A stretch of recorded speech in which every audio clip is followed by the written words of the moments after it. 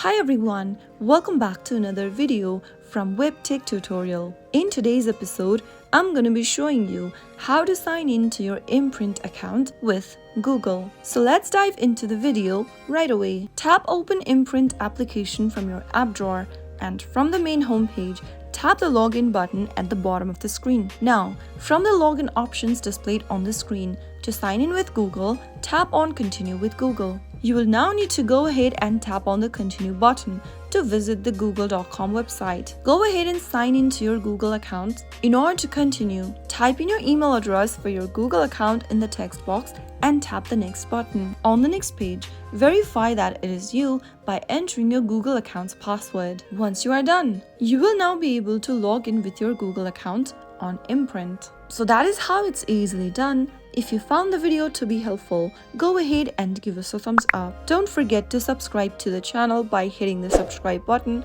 Also press on the bell icon so that you'll never miss another upcoming upload from us. I will see you again in the next video. Thank you for watching.